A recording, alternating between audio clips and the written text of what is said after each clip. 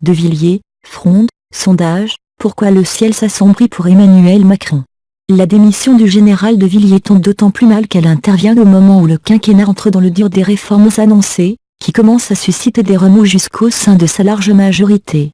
Démission fracassante du chef d'état-major des armées, difficultés budgétaires, volte-face fiscaux, premier vent de Fronde dans la majorité, sondage en baisse. 2 mois après son élection, le ciel s'assombrit pour Emmanuel Macron, qui affronte sa première grosse crise au sommet de l'État.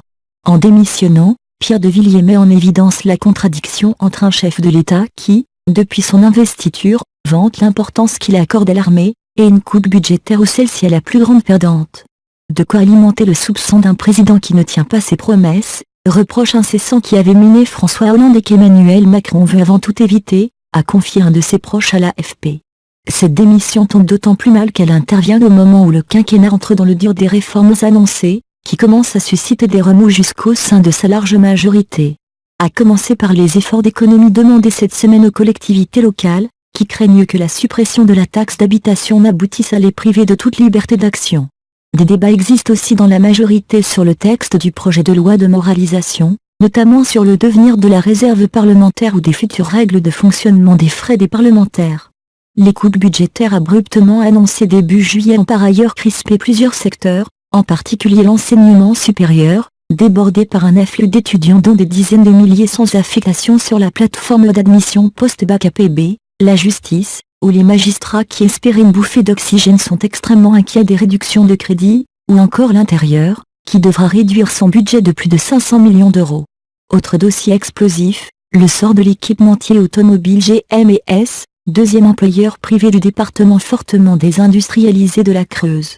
Signe de l'enjeu de ce dossier pour le gouvernement, Bruno Le Maire, ministre de l'économie se rend mercredi à la Souterraine pour rencontrer salariés et syndicats.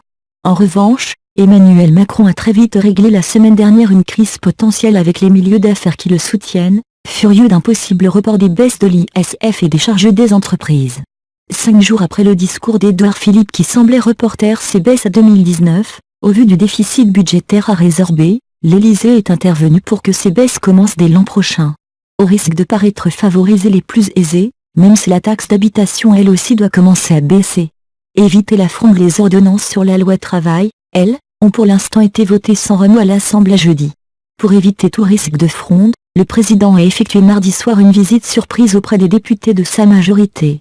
Il n'y a pas de caporalisme ici, il n'y a pas d'ordre jupitérien, comme diraient certains, a assuré le chef de l'État.